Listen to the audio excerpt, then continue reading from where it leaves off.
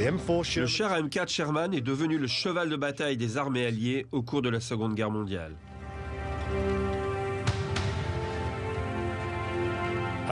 Alors que le conflit commençait à s'étendre, les Alliés s'organisèrent pour une production de masse et le Sherman devint l'exemple type de ce que l'on appellera la guerre industrielle.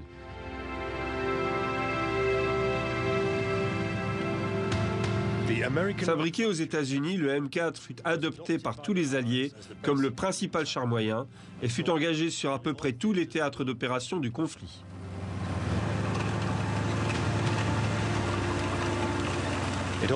Après la guerre, il sera encore longtemps utilisé par de nombreux pays dans différentes versions.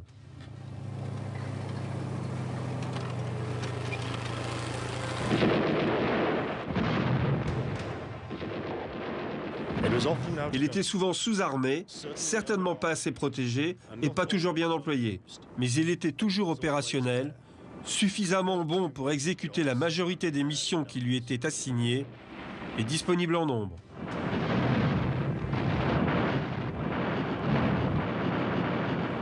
C'est avec l'aide du M4 Sherman que Montgomery et sa 8e armée gagnèrent la bataille d'El Alamein et qu'ensuite ils purent, avec l'aide de leurs alliés américains, repousser Rommel hors d'Afrique.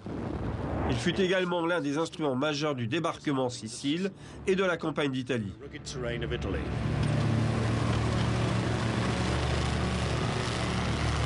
Le Sherman combattit aux côtés des T-34 soviétiques dans les steppes de Russie lors de certaines des plus grandes batailles de chars de l'histoire.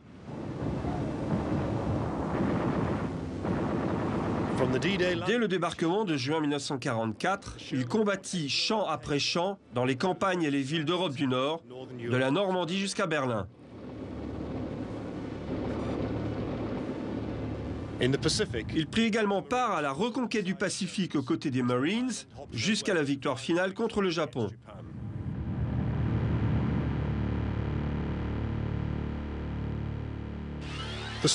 L'histoire du M4 Sherman concerne autant sa production de masse que sa conception et sa mise en œuvre. La douloureuse expérience de la bataille de France au début de la guerre montra les faiblesses alarmantes de l'arme blindée britannique concernant sa disponibilité, sa puissance de feu, ses capacités de projection. L'industrie anglaise n'était tout simplement pas en mesure de produire suffisamment de chars pour faire face à l'ennemi. Le signal d'alarme retentissant en Europe fut tout d'abord majoritairement ignoré aux États-Unis. L'armée britannique remporta de peu la victoire de la bataille d'Angleterre, sauvant sa souveraineté, et combattait maintenant pour sa sauvegarde, seule, face à l'écrasante puissance militaire du Troisième Reich. Contrairement à leur position actuelle sur la scène internationale, les États-Unis, à la fin des années 30, voyaient leur armée comme une force d'autodéfense, divisée et peu disposée à améliorer sa situation. Même en 1939, elle est encore équipée d'armes obsolètes et compte peu d'effectifs. Ceux-ci étaient estimés à 170 000 hommes, dont 42 000 stationnés outre-mer. La 7e brigade de cavalerie était la seule brigade entièrement mécanisée. Il existait un fort sentiment isolationniste, en souvenir de la guerre des tranchées, et selon lequel la guerre était le problème de l'Europe. Les boys n'allaient pas être envoyés là-bas pour sortir les Européens du pétrin. Cette absence d'un besoin impératif d'armement affecta le développement du char. Basé sur l'expérience de la Grande Guerre, le rôle du char aux États-Unis était alors de faciliter l'avancée des fantassins lors d'une offensive, selon la doctrine d'emploi de l'époque édictée en 1920. Cela a débouché sur 2 catégories de chars, les chars légers et les chars moyens, respectivement limités à 5 et 15 tonnes. Les restrictions budgétaires des années 20 empêchèrent de nombreux développements, et la seule production lancée fut celle du char T1, qui fut renommé char M1 au printemps 1928. La conception et la construction de ce char fut entreprise par l'US Army dans sa propre usine, le Rock Island Arsenal. Et pour les 2 commandes initiales de 20 et 30 exemplaires, l'usine de Rock Island était parfaitement adaptée.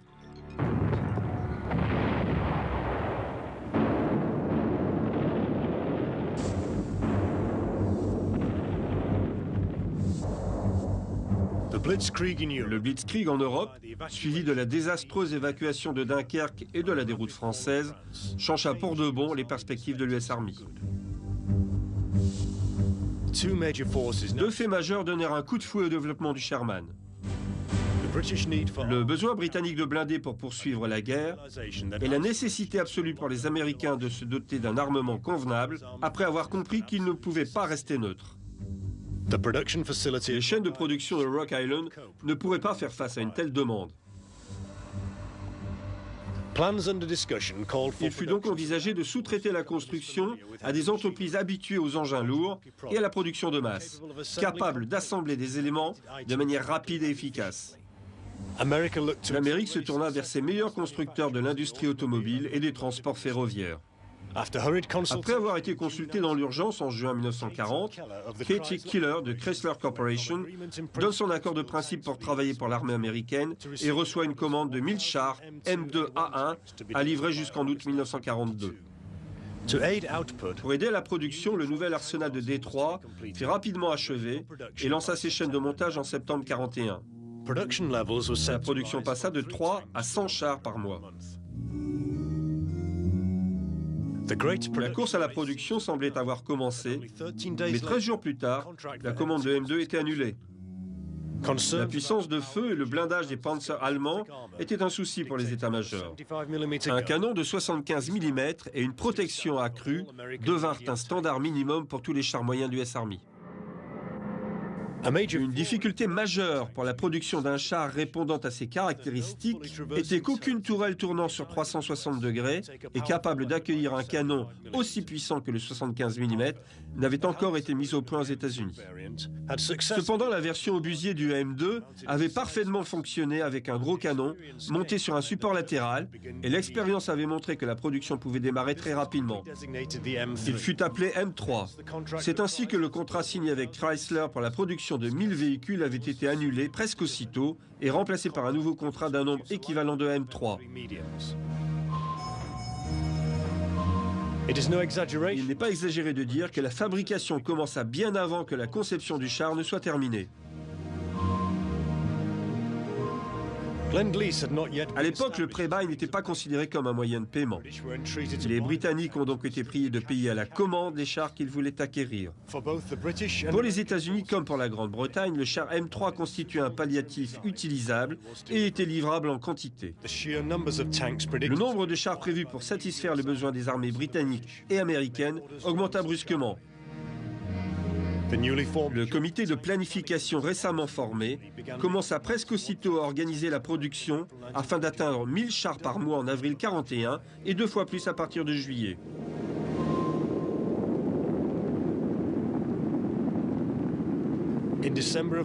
En décembre de cette même année, l'attaque surprise des Japonais à Pearl Harbor jeta les Américains dans le conflit.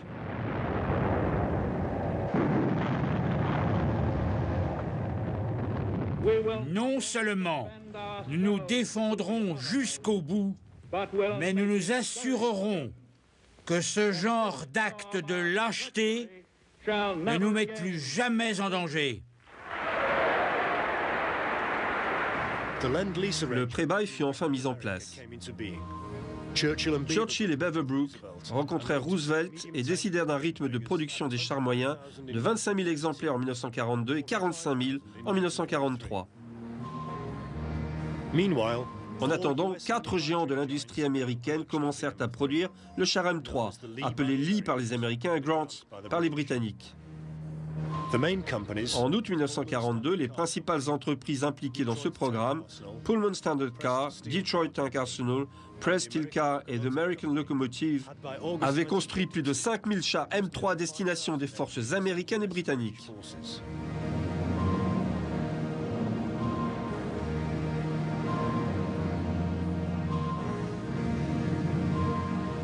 Il est reconnu que les chefs d'état-major savaient à l'époque que le conflit allait s'étendre au monde entier et que l'armée américaine allait devoir s'engager sur plusieurs fronts simultanés avec tout le matériel qu'elle aurait pu rassembler.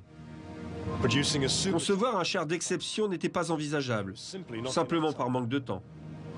Il fallait s'orienter vers un véhicule disponible rapidement et qui conviendrait pour la majorité des missions qui allaient lui être confiées. Alors que le M3 entrait en production, les travaux se poursuivaient d'arrache-pied pour concevoir son successeur, le M4.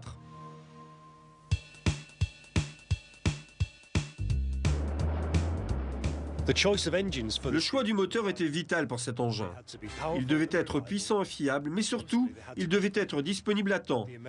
L'US Air Force, l'US Navy et l'industrie automobile avaient développé plusieurs motorisations pour les avions, bateaux et camions. Ils pouvaient être rattachés à la conception d'un nouveau moteur et du fait qu'aucune innovation majeure était nécessaire, il serait possible de les construire en grand nombre.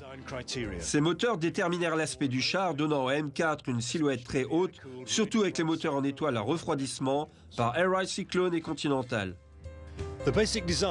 Basé sur le châssis du M3, il utilisait les mêmes suspensions, transmissions et chenilles, la plus grosse différence venant de la tourelle. Elle était moulée d'une seule pièce et le toit de la caisse était suffisamment solide pour la supporter avec son lourd canon de 75 mm.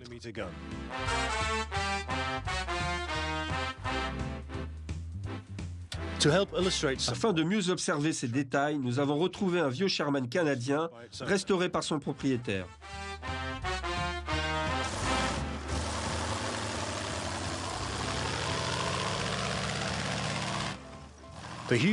L'énorme compartiment moteur devant s'accommoder des différentes motorisations ressemblait à une caverne et donnait au char sa silhouette très haute.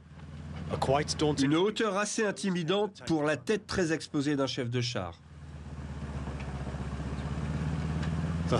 La caisse est faite d'une seule pièce, boulonnée à l'une des différentes protections frontales de transmission utilisées pour le Sherman. Derrière le glacis s'asseyait le pilote et le mitrailleur. L'épaisseur du blindage à cet endroit est ce qui les protégeait contre les obus allemands de 75, voire de 88 mm.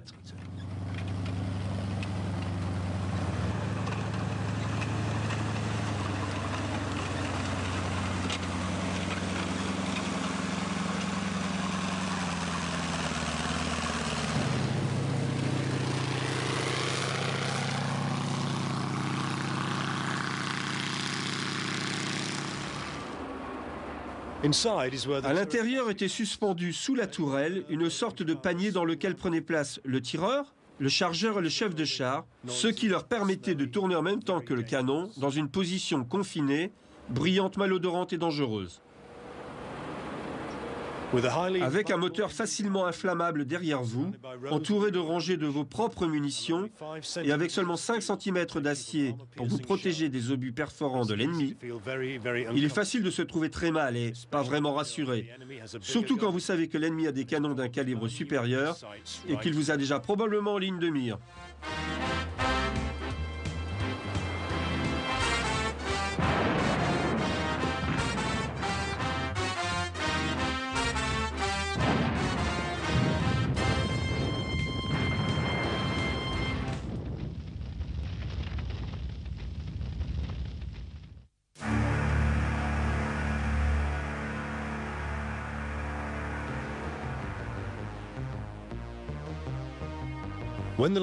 Lorsque le pré-bail entra en vigueur, les premiers M4 furent transférés du premier corps blindé américain aux troupes britanniques stationnées en Afrique du Nord.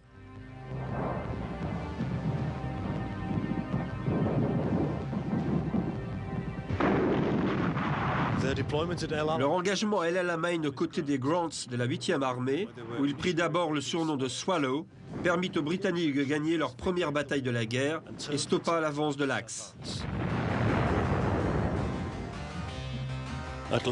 Les Anglais avaient enfin un char qui leur permettait de se mesurer aux Panzer III et IV de l'ennemi.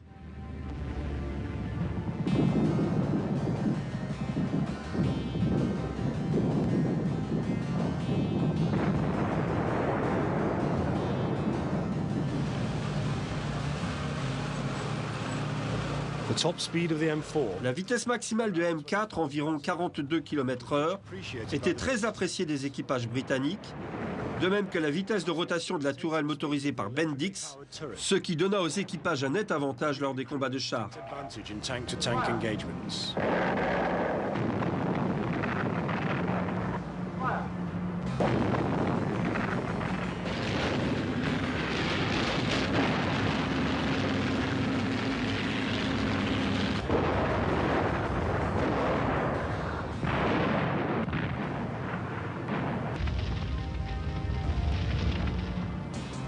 Après son premier baptême du feu, le M4 Sherman commença à devenir alors une valeur sûre de l'arsenal allié, à mesure que les troupes alliées repoussaient l'Afrika Korps d'Hitler hors des étendues désertiques du champ de bataille nord-africain.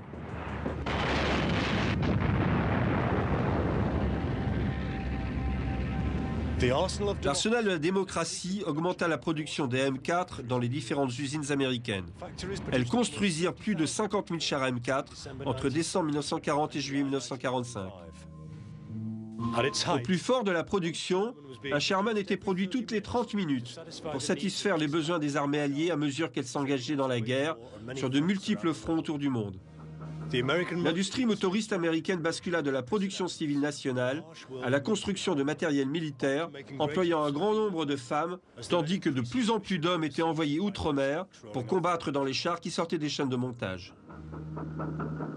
Les chars M4 sortaient d'usines toujours peints dans la couleur vert-olive de l'armée américaine, car on ne savait pas à l'avance sur quel théâtre d'opération ils allaient être déployés.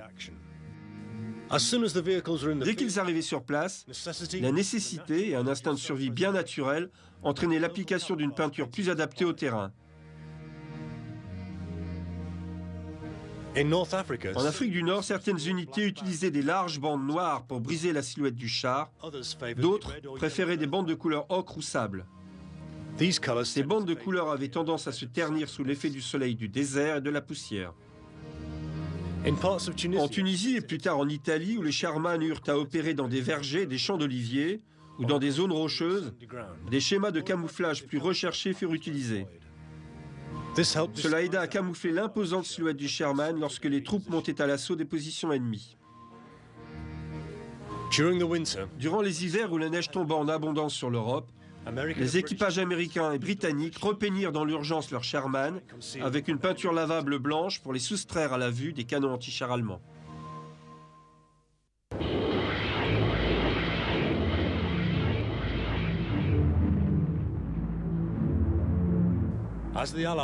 Alors que les Alliés commençaient leur assaut sur le point supposé vulnérable du front européen, le M4 était en première vague de tous les combats menés lors de la campagne de Sicile et plus tard d'Italie et s'opposa à la résistance acharnée de l'armée allemande.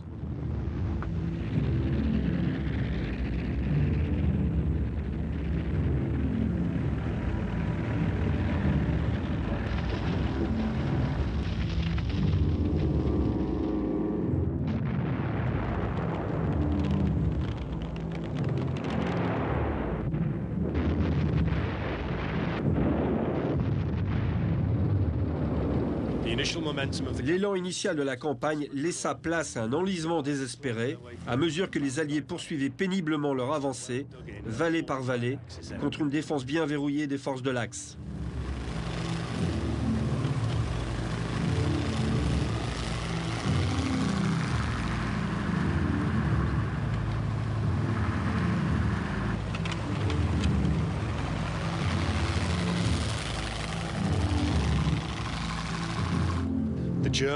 Les unités italiennes et allemandes avaient l'avantage de la position et pouvaient déverser un déluge de feu sur les troupes alliées rassemblées en contrebas.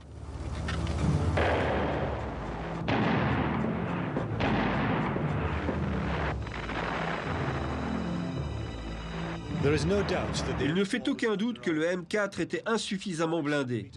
5 à 7 cm de blindage ne pouvaient pas arrêter un obus allemand de 75 mm, même à une distance de 2000 mètres. Cela conduisit souvent les chars de tête à se faire hacher en quelques minutes par un canon anti-char de 75 mm ou par un char Tigre et son canon de 88 mm avant même qu'il ne soit repéré.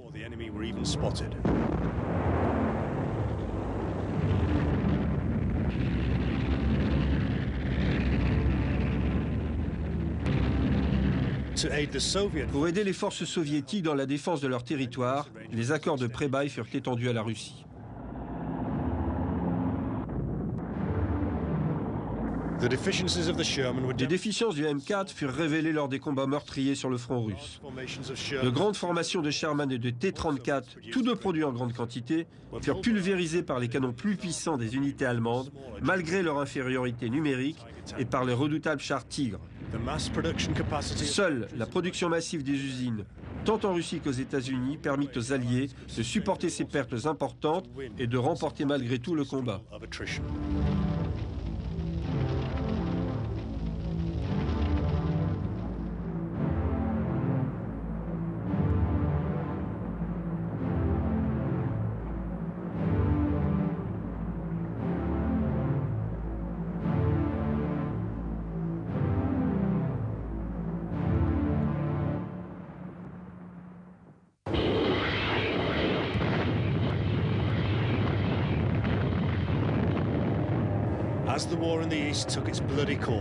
Alors que la guerre à l'Est continuait sa course sanglante, un autre front fut attaqué le 6 juin 1944 avec le débarquement de milliers d'hommes et de machines sur les plages de Normandie.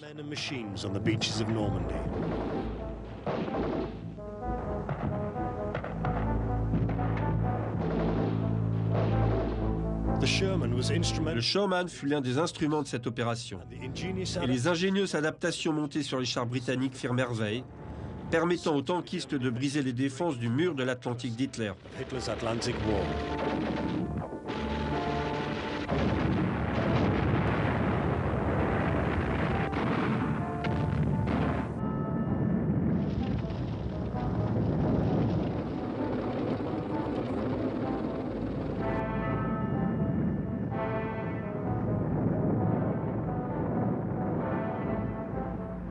De plus en plus de blindés furent acheminés sur place lorsque les ports Mulberry furent mis en place. Obtenir des renforts de blindés était une priorité absolue pour faire face aux batailles à venir.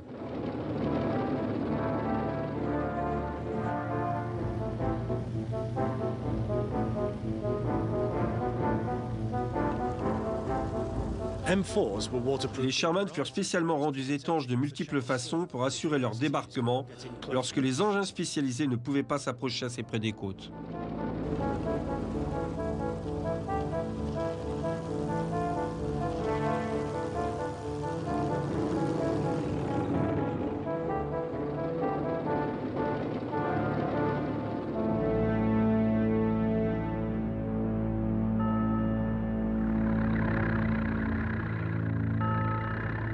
À l'est de la côte, les régiments britanniques combattirent avec leurs Sherman dans le bocage normand, près de Caen.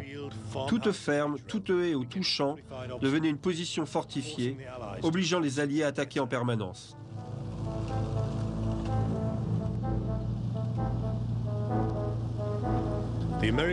À l'ouest, les forces américaines rencontrèrent des difficultés similaires à travers l'impénétrable cloisonnement de la campagne normande.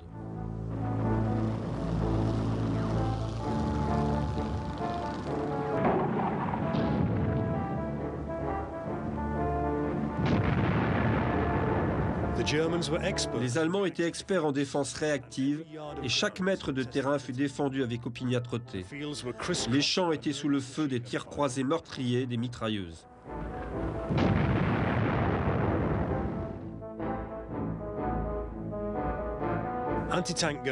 Des canons anti-chars, les Panzerfaust, étaient capables de détruire les Sherman à partir de positions invisibles et de se regrouper plus loin pour attaquer à nouveau.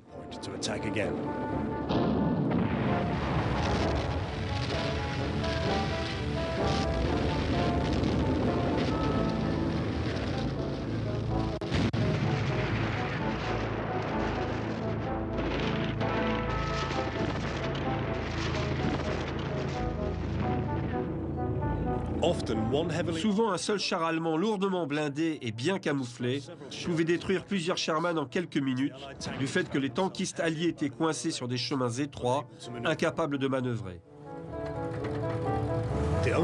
La seule parade consistait à rebrousser chemin et à demander un pilonnage de l'artillerie ou de l'aviation, voire dans certains cas des gros canons de la marine, si la position se trouvait assez près des côtes.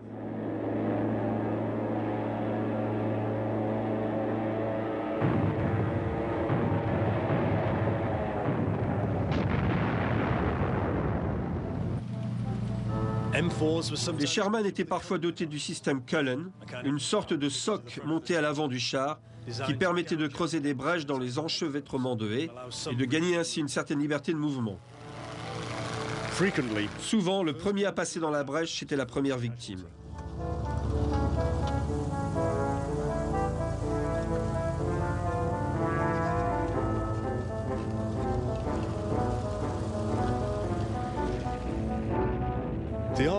Les blindés étaient utilisés en peloton de 4 ou 5 chars qui, par nécessité, travaillaient étroitement avec l'infanterie et les autres armes.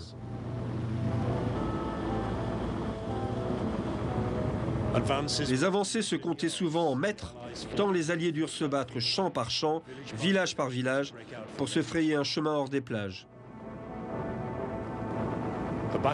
La bataille de Normandie devint une bataille des nerfs soutenue et harassante, poussant les hommes et les machines dans leur dernier retranchement.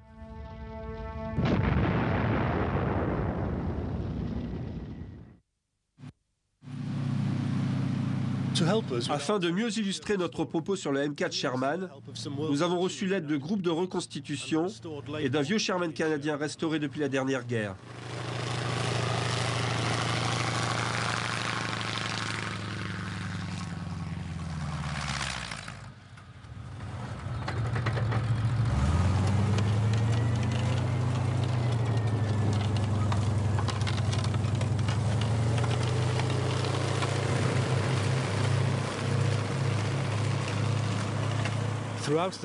Durant la bataille de Normandie, l'infanterie américaine et britannique progressant prudemment à travers les bois et chemins, utilisèrent les Sherman en appui rapproché pour éliminer l'infanterie allemande qui fut souvent débordée par les vagues de blindés, mais qui constituait tout de même une menace sérieuse pour les Alliés.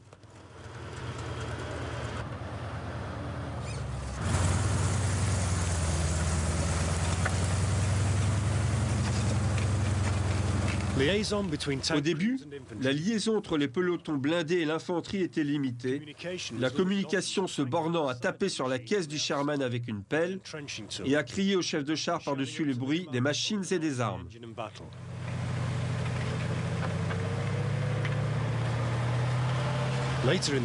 Plus tard dans la guerre, un téléphone fut installé à l'arrière du char pour que les officiers d'infanterie puissent communiquer avec le chef du char. Même à l'intérieur bruyant du char, les équipages de Sherman ont souvent entendu le claquement des balles de mitrailleuse contre le blindage et les cris des fantassins tombant sous les coups meurtriers d'un poste de tir allemand.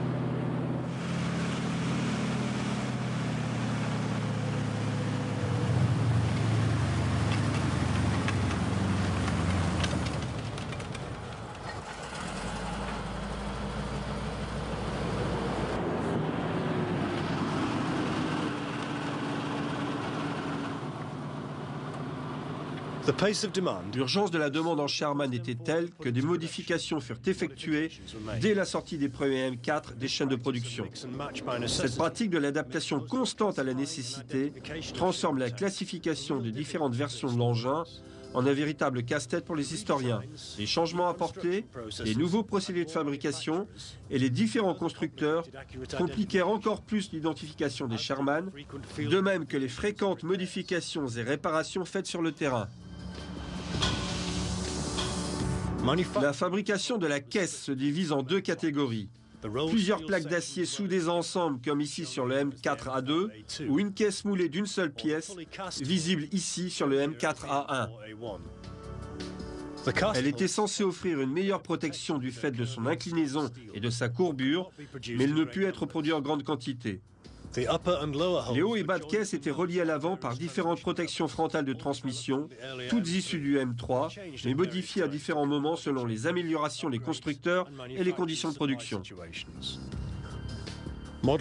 Les modèles tels que les M4, M4A1, M4A2 et M4A4 avaient de nombreux composants en commun, tels que les galets de roulement, les bogies, et assez souvent ils étaient mélangés à l'assemblage, ainsi que sur le terrain, car la nécessité du combat prenait le pas sur toute organisation du plan de production. Les M4 et M4-1 utilisaient des moteurs d'avion, comme le 9 cylindres en étoile Wright Cyclone ou Continental, identiques à ceux des chasseurs ou bombardiers. Un autre concept similaire, le M4A2, était équipé de moteurs diesel General Motors jumelés et qui n'étaient pas très populaires au sein du US Army, qui préféraient l'essence, mais qui rencontrèrent plus de succès avec les marines dans le Pacifique, car le reste de leur matériel fonctionnait au diesel. Beaucoup furent également utilisés par les Britanniques et les armées du Commonwealth. Le V8 de 500 chevaux construit par Ford était à l'origine destiné à l'aviation, mais il fut détourné pour équiper les chars. Ce moteur était très facile à entretenir et fut très populaire parmi les troupes, car il faisait du M4A3 un char très rapide. Les moteurs en étoile étant de plus en plus demandés par l'Air Force, la ressource vint à manquer pour les chars. C'est ainsi que Chrysler coupla 5 de ses moteurs 6 cylindres à essence à un arbre de transmission commun pour donner le Chrysler Multibank. Cela donna une variante puissante, mais qui nécessitait une maintenance intensive, le M4A4, qui ne fut guère populaire auprès de l'US Army. Elle fut donc envoyée en Europe pour équiper les Britanniques.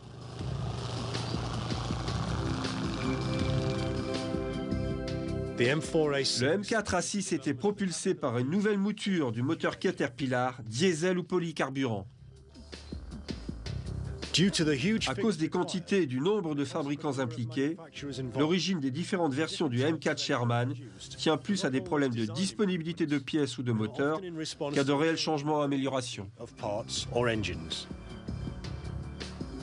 Alors que la caisse des Sherman était réputée pour sa finesse, environ 5 cm, les équipages prirent vite l'habitude de rajouter des plaques de blindage pour renforcer les parties vitales, parfois assez ouvertement, et bien que cela pût susciter la critique des officiers supérieurs. La caisse la plus résistante des Sherman fut celle des M4A4.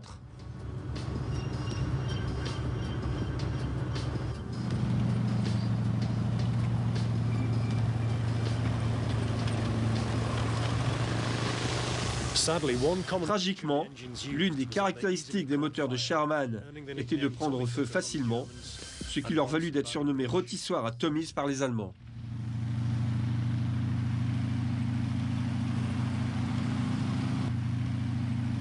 La nervosité des équipages est compréhensible, car ils savaient que le prochain coup porté par cet ennemi invisible pénétrerait le blindage et que l'obus perforant les tuerait ou les mutilerait, de même qu'il pouvait faire exploser les munitions, les condamnant tous à une mort horrible.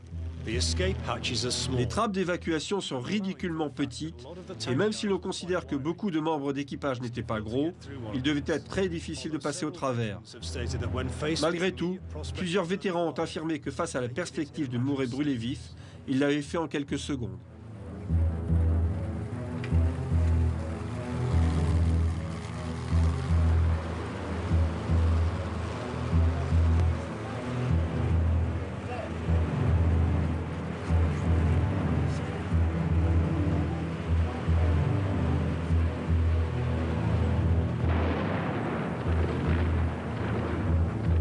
Le sentiment de vulnérabilité causé par le faible blindage était aggravé par la relative faiblesse du canon de 75 mm, qui, malgré son accueil initialement enthousiaste comme étant une amélioration par rapport au canon de 2 livres britannique, nécessitait de s'approcher à une distance suicidaire pour venir à bout des nouveaux blindés allemands. Un ratio constant de 15 victoires pour 1 fut maintenu par les Tigres allemands face aux Sherman tout au long du conflit.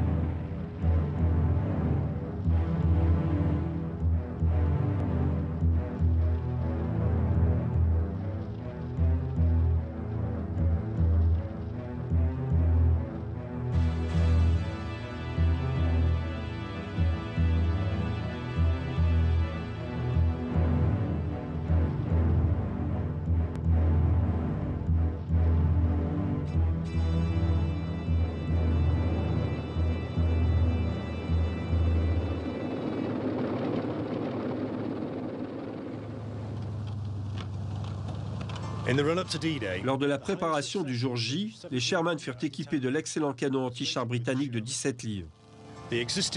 La tourelle existante dut être coupée et refondue avec une large nuque à l'arrière pour accueillir la radio.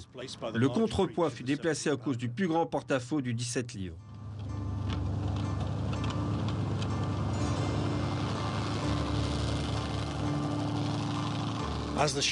Comme les obus étaient aussi plus longs, l'espace alloué aux mitrailleurs fut réduit au profit des munitions.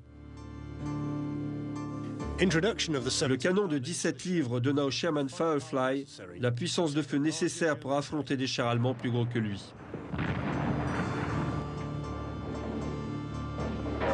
Mais le canon ne put être produit en quantité suffisante assez rapidement, et sur un peloton de 5 chars, un seul était équipé de ce canon. Il était typiquement utilisé pour détruire les positions des canons anti-chars ou les gros chars allemands, après un contact initial où les Sherman de tête avaient été détruits et ainsi révélé la position de l'ennemi. Une unité britannique accomplit une action de ce type près de Saint-Aignan au nord de Falaise. Après une progression de nuit mouvementée, l'unité se mit à couvert dans un verger voisin. Une petite formation de 3 tigres fut repérée, faisant mouvement dans le secteur de surveillance. Immédiatement, un équipage de Firefly reçut l'ordre d'engager le dernier char de la formation. Lorsque le dernier tigre se trouva à 700 mètres de distance, le 17 livres du Firefly tira 2 obus qui pénétrèrent le blindage et mirent le feu au char ennemi. Le Firefly tira à nouveau et le second tigre prit feu. Le premier tigre cherchait à se mettre à couvert lorsqu'il fut touché par 2 obus du Firefly et se mit également à brûler. Comme tous les chars touchés directement, les munitions atteintes par les flammes explosèrent, mettant les chars ennemis en pièces. L'action dura seulement 12 minutes. Juste après, le Firefly fut touché à son tour par un tir venu de nulle part et commença à brûler, l'équipage ayant à peine le temps de s'échapper. Ce n'est que plus tard, pendant la campagne de Normandie, qu'il fut attesté que le tigre de tête était celui de Michael Wittmann, l'as du tigre. Une légende prenait fin.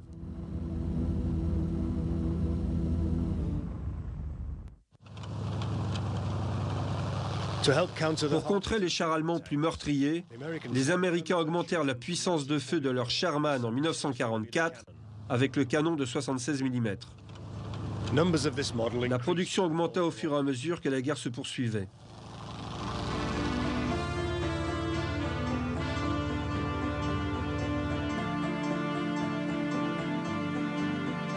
Non seulement il y eut plusieurs versions du Sherman, mais d'autres variantes furent basées sur le châssis du M4.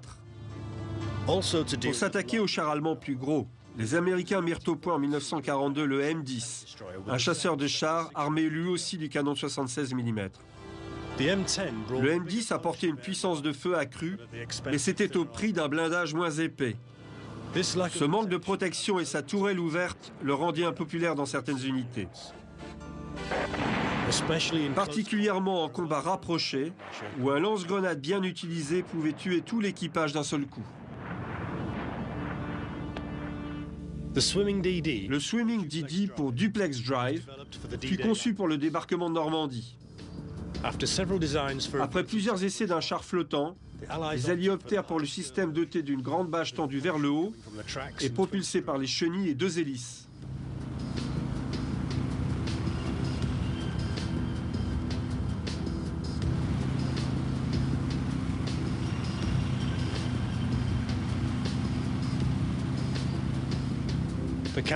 Cette bâche de bois et de coton lui donnant sa flottabilité était très peu solide. Et bien que beaucoup réussirent à débarquer de leurs barges et furent efficaces contre les positions allemandes, ceux qui furent lancés sur une mer agitée ou trop loin de la côte furent rapidement submergés et coulèrent comme des pierres.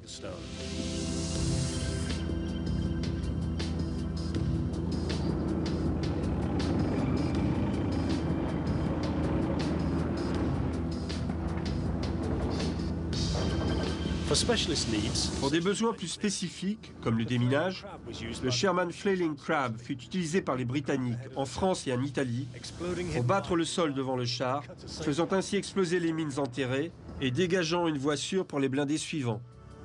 Les forces américaines préféraient le chasseur de mines Aunt Jamina, écrasant le sol sous ses lourdes roues et faisant exploser les mines grâce à la pression.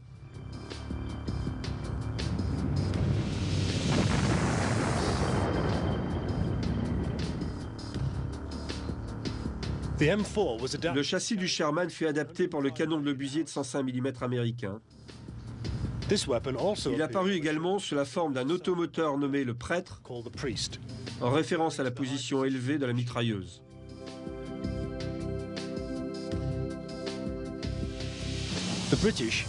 Les Britanniques l'utilisèrent de la même manière avec leur canon de 25 livres, appelé Sexton. Étant à court de transport de troupes offrant une bonne protection, les Britanniques en Italie convertirent la version canadienne du Sherman, le Ram, pour transporter 10 fantassins. Plus tard en France, les Sexton furent utilisés sans leur canon pour le transport de troupes et surnommés Holy Rollers.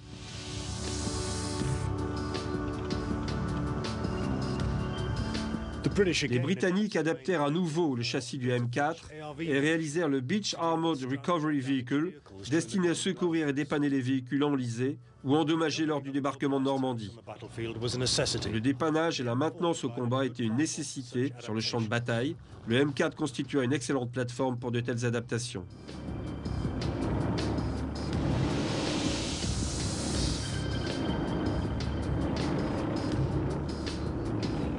Plus loin des premières lignes, des camions non blindés tels que le Scamel, le Diamond Sea et le War de la France furent également employés pour dépanner ou remorquer les Sherman vers des ateliers de campagne pour y être réparés.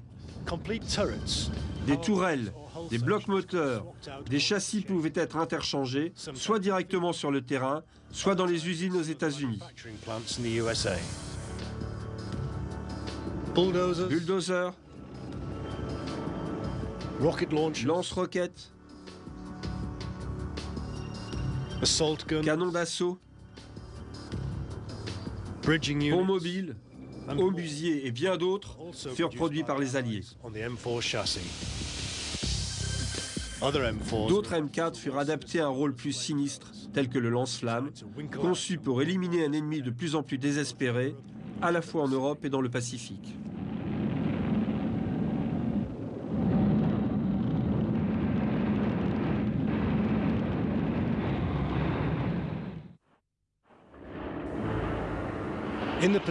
Lors de la reconquête du Pacifique, le Sherman fut employé en appui rapproché des marines qui allaient d'île en île jusqu'à l'objectif final, le territoire japonais. Les Sherman furent étanchéifiés et équipés de prises d'air et d'un équipement rehaussé, de façon à préserver le moteur lors des opérations amphibies entre la barge de débarquement et la côte. Souvent, ils montèrent à l'assaut sans avoir le temps de retirer les prises d'air. Les plages meubles et les jungles marécageuses étaient la cause d'enlisement et le montage d'extensions sur les chenilles, en augmentant leur largeur, fit regagner au M4 un peu de traction. Les Japonais possédaient quelques chars de toutes tailles et puissances. Ceux qui faisaient leur apparition sur le terrain furent rapidement traités par les Sherman.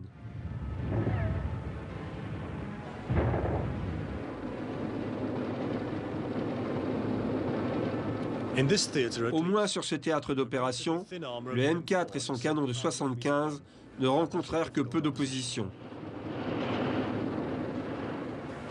Au moins sur ce terrain, le char put remplir le rôle pour lequel il avait été conçu à la fin des années 30, à savoir l'appui des troupes d'infanterie, et les marines en firent bon usage. Les Japonais défendirent ces îles avec une ténacité fanatique.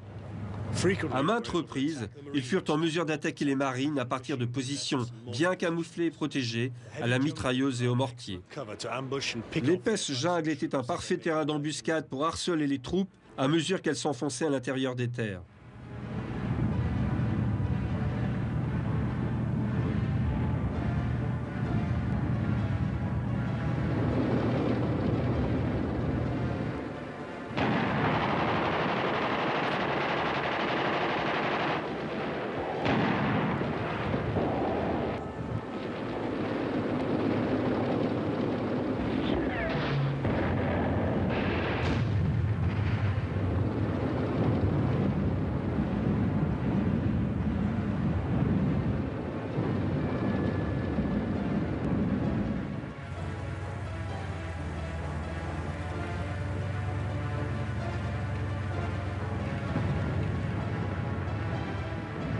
Les Japonais étaient souvent cachés dans des trous et des réseaux de souterrains très difficiles à prendre d'assaut et presque invulnérables au bombardement aérien et à l'artillerie.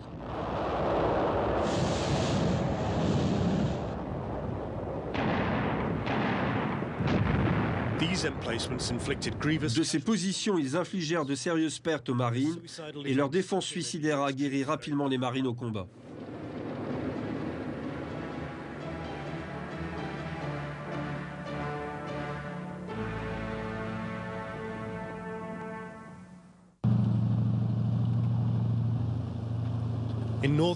En Europe du Nord, la Grande Croisade se poursuivait. Canadiens et Britanniques progressaient dans la campagne française.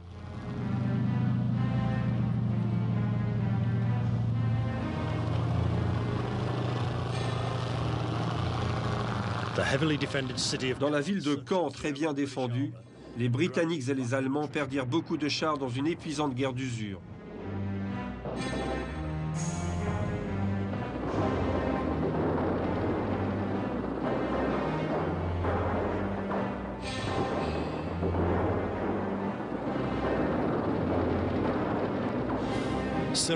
Plusieurs troupes d'élite allemandes, dont les jeunesses hitlériennes, et plusieurs divisions de panzers lourds équipés de Tigres, refusèrent obstinément de céder du terrain malgré d'horribles pertes.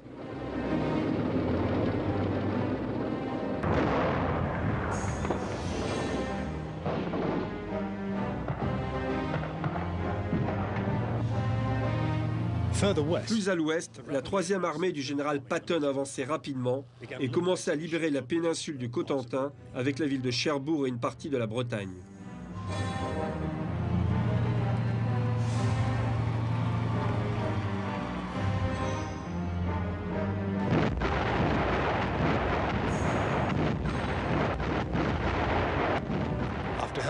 Après avoir aidé à repousser la contre-attaque de la 7e armée allemande à Mortain, la 3e armée et ses Sherman tenta d'encercler les unités allemandes qui fuyaient pour se mettre en sûreté de l'autre côté de la Seine.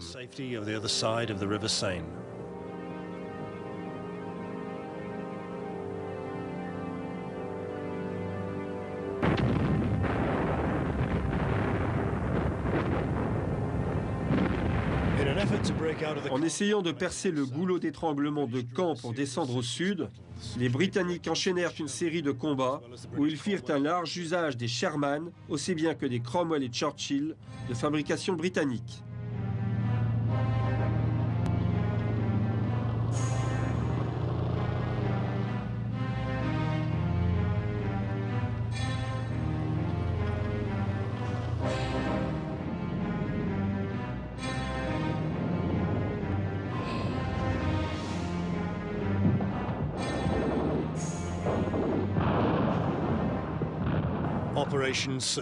Des opérations telles que Epsom, Goodwood et Totalize furent un chemin de croix pour les Sherman, qui furent détruits un par un aussi bien à longue distance qu'en combat rapproché, lorsqu'ils s'approchaient des défenses allemandes qui attendaient leur avancée, bien camouflées sur des positions en hauteur.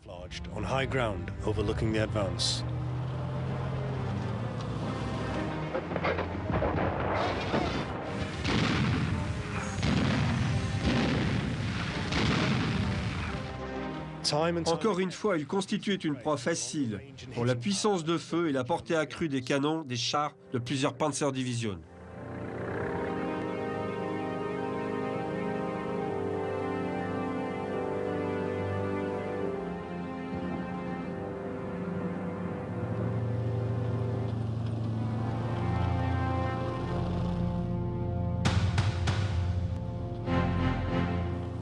L'opération Totalize vit le premier usage massif du Sherman comme transport de troupes blindées. Sur un certain nombre de sextons et de prêtres, l'armement principal fut retiré afin de pouvoir transporter les fantassins accompagnant les pelotons blindés.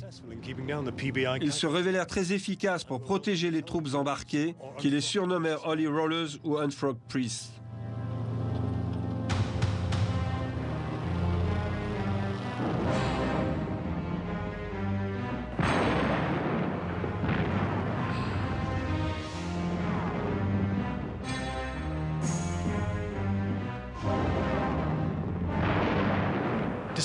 Malgré des tactiques innovantes, des bombardements et un appui aérien massif, les pertes furent élevées. Dans certains cas, les combats ne duraient que quelques minutes, laissant les Sherman à l'abandon, une fumée noirâtre s'échappant des trappes ouvertes à la hâte. Les grands champs au sud de Caen étaient constellés de carcasses de Sherman, leurs équipages condamnés à mourir carbonisés à l'intérieur de leurs chars ou cherchant désespérément à se mettre à couvert dans les maïs et les fossés.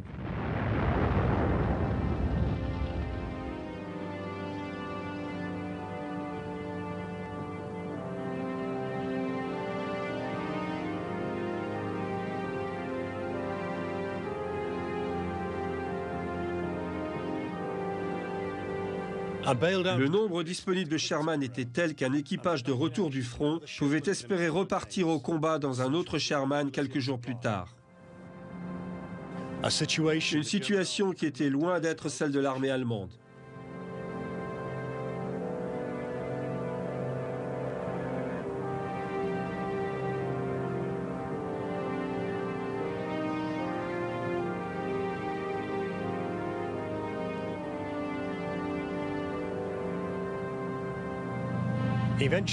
En fin de compte, les poches de falaises et de champs de bois furent verrouillées. Les Sherman de l'armée polonaise poussaient vers le sud, engageant un féroce combat au corps à corps avec les dernières troupes allemandes en déroute. Les Sherman de la 3e armée américaine remontèrent vers le nord et piégèrent ceux qui restaient de la 7e armée allemande. Le carnage de la poche de falaise est légendaire et les Sherman permirent d'abréger la durée du conflit.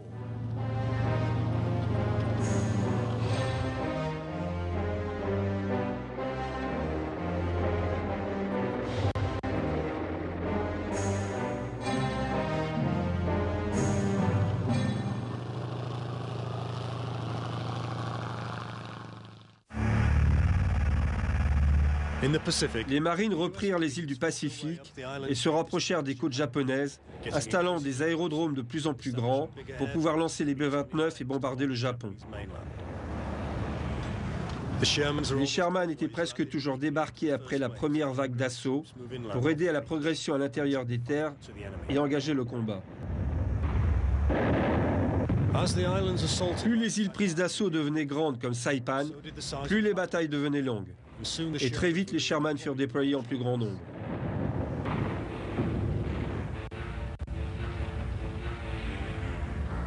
Le Japon impérial eut aussi à faire face à d'autres adversaires en Indochine qui utilisaient également le M4.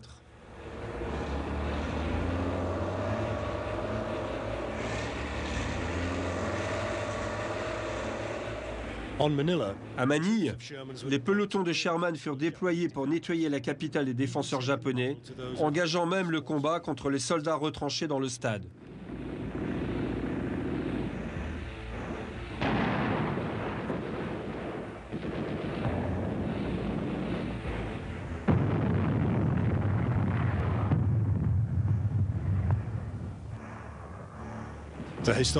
La bataille historique d'Iwo Jima est profondément ancrée dans l'histoire des marines et plus de 100 Sherman y prirent part.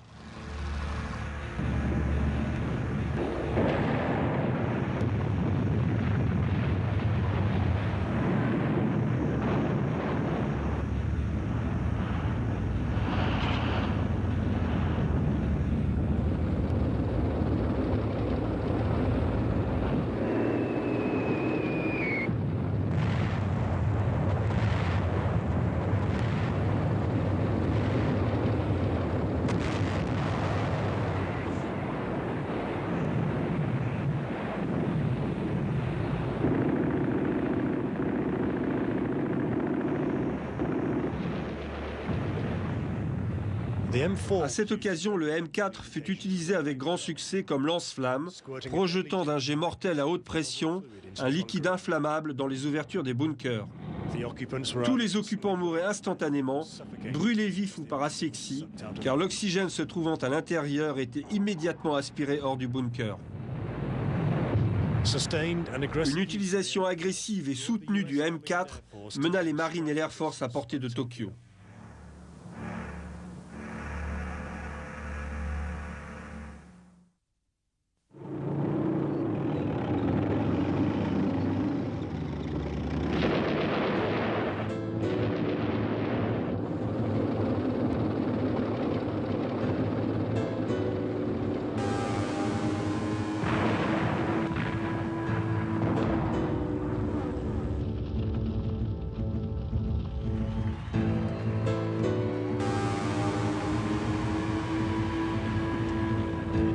Après la libération de Paris, les Alliés commencèrent un long périple à travers l'Europe du Nord jusqu'au cœur de l'Allemagne nazie à Berlin.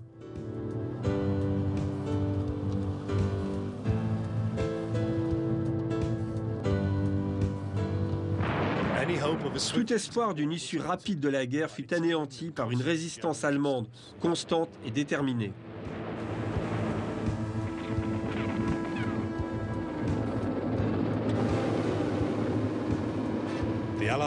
Les Alliés progressaient avec leur M4, rivière par rivière, ville par ville, pays par pays, et saison après saison.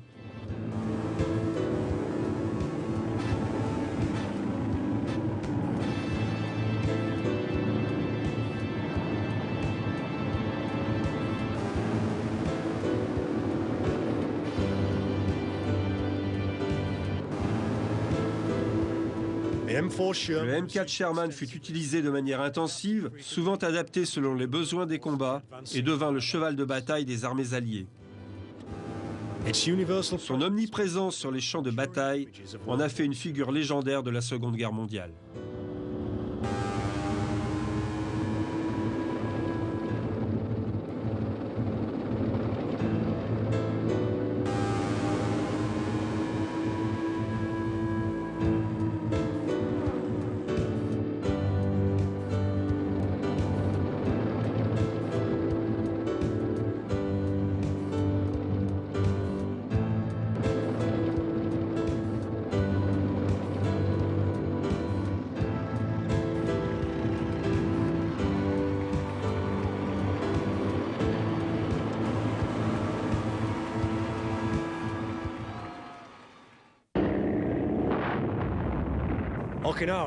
Okinawa fut le dernier bastion de l'armée impériale avant le territoire japonais.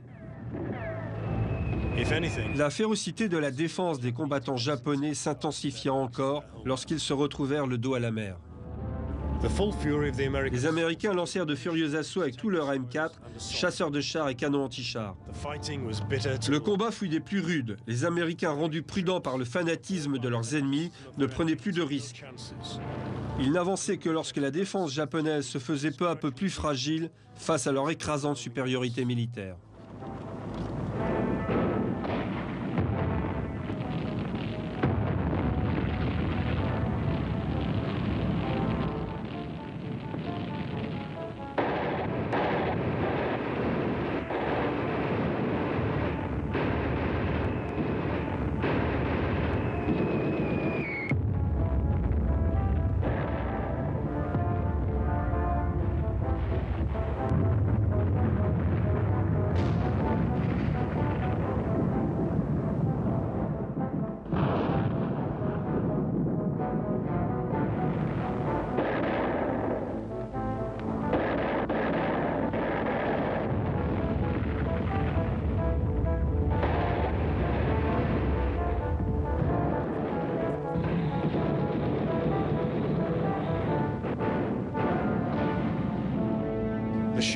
Le Sherman a contribué à ramener la guerre du Pacifique sur les mêmes plages qu'il avait lancées 4 années plus tôt.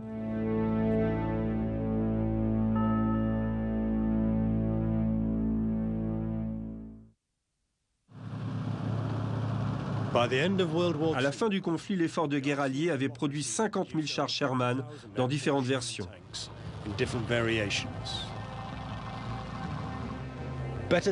De meilleurs engins tels que le Chaffee et le Pershing furent introduits dans l'armée américaine et la production du M4 s'arrêta. Les géants de l'industrie revinrent aux voitures civiles et aux trains. Néanmoins, l'histoire du M4 ne s'arrête pas à la cessation des hostilités en 1945. L'équilibre économique avait été bouleversé et l'Amérique s'était affirmée grâce à la guerre comme une superpuissance sur la scène internationale. D'autres nations manquaient de ressources pour équiper elles-mêmes leurs armées. Et le M4, ayant satisfait aux exigences d'utilisation d'un char moyen, prouvé sa fiabilité, son adaptabilité, fut racheté dans les stocks de surplus de l'armée américaine. Il devint pour de nombreuses années le char d'armée de pays aussi divers et éloignés que le Canada, les Philippines et l'Inde.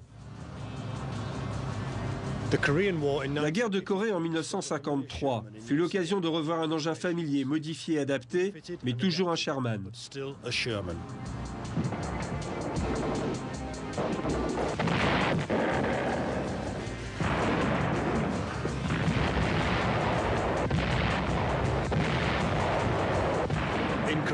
En Corée, les Alliés utilisèrent des superstitions locales, peignant des tigres menaçants et des dents de requins sur les glaciers avant de leur Sherman.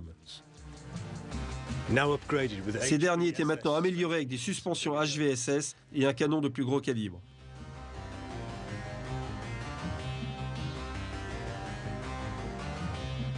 L'État naissant d'Israël en acquit plusieurs pour sa première guerre d'indépendance et en a restauré bien plus pour la guerre des 6 jours et celle du Kippour.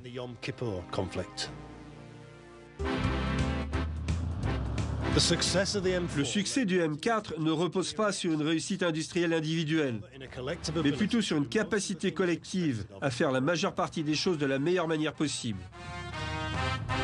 Les Alliés appliquèrent le concept de guerre totale et construisirent un char qui soit à la fois fiable et suffisamment flexible pour la plupart des opérations, mais surtout qui a pu être produit en très grand nombre.